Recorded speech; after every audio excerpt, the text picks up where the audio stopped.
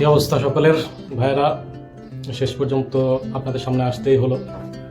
তো এখন কথা হচ্ছে আগামী 5 তারিখ সকাল 6:30টায় চিলির বিপক্ষে ব্রাজিলের ম্যাচ। তো এই ম্যাচ নিয়ে অনেকে স্কোয়াড নিয়ে খুশি হননি, আনচেলত্তি এগুলো কি করতেছে, নেইমারকে ডাকে নাই, কৌতিনহো তো এখন সাবজেক্টের বাইরে, তারপর অনেকে চাইছেন তাকে। তো এই হলো অবস্থা। এখন মেইন কথা হলো আমাদের যে দল এখন তরুণদেরকে সুযোগ দিচ্ছে, কারণ আমরা অলরেডি ওয়ার্ল্ড কাপ কোয়ালিফাই করে ফেলেছিলাম। ওয়ার্ল্ড কাপ কোয়ালিফাই করার কথা ছিল না আর্জেন্টাইন ফ্যানদের মতে, আমাদের যে অবস্থাটা ছিল, তো সেটা আমরা উতরে গেছি কোনো রকম। যাক, আলহামদুলিল্লাহ।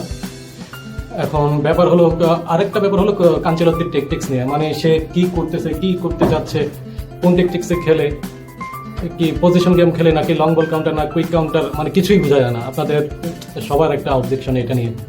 তো এখন আনচেলত্তি টেকটিক্স নিয়ে আমি আর কি বলবো, মাস্টার মাইন্ড কোচ, কারণ এটা নিয়ে নতুন করে বলার কিছু নাই। হ্যাঁ, তার কোনো টেকটিক্স ওভাবে নেই যে সে কাউন্টার অ্যাটাক খেলে বা পজিশন গেম খেলে। তবে এটা ঠিক, আপনি এটা চিন্তা করে দেখেন যে 23-24-এ আপনার ম্যান সিটির সাথে যে ম্যাচটা গেল, ওইখানে 3-3 ড্র নিয়ে ইতিহাদে গেল রিয়াল মাদ্রিদ। তো ওই অবস্থায় কার্লো আনচেলত্তি এখান থেকে 120 মিনিট সার্ভাইভ করে এসে ম্যাচ জয় করে নিয়ে এসেছে। তো এটা কিভাবে? তো তখন কিন্তু রিয়াল মাদ্রিদ সম্পূর্ণটাই খেলেছে লো ব্লকে। এটা মানে আনচেলত্তি থেকে এক্সপেক্টই করে না যে তিনি লো ব্লকে খেলতে পারেন, এরকম উদাহরণ খুব কমই আছে।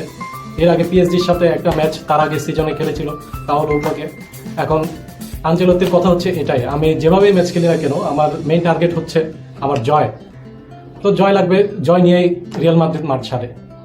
তো এটাই হলো আনচেলত্তির টেকটিক্স। যে আপনারা বলেন হ্যাঁ সে কি করে না করে, আসলে সময় দিতে হবে। ব্রাজিলের হয়ে আনচেলত্তি কয়টাই ম্যাচ খেলছে? 4টা ম্যাচ।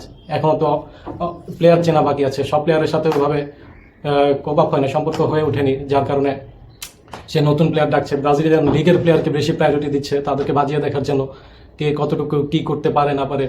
তো আনচেলত্তিকে সময় দিতে হবে বলতে কি, এখন তো 26 ওয়ার্ল্ড কাপ আর বেশি দিন নেই। তো এর আগে সবাইকে একটু বাজিয়ে দেখাটা উচিত। আর নেইমারের যে ব্যাপারটা, নেইমার অবশ্যই থাকবে ওয়ার্ল্ড কাপে, এটা বলা বাহুল্য। আনচেলত্তি নিজেই বলেছে নেইমার লিড দিবে ওয়ার্ল্ড কাপ টিমকে। তো এটা নিয়ে চিন্তার কোনো টেনশন নেই। আগামী 5 তারিখ সকাল 6:30টায় আপনাদের সাথে দেখা হবে ইনশাল্লাহ। ব্রাজিল ভালো কিছু নিয়েই মাঠ ছাড়বে, যেহেতু মারাকানায় খেলা। মারাকানায় তার উপর 45,000 সিট সবগুলোই বুকিং হয়ে গেছে অলরেডি।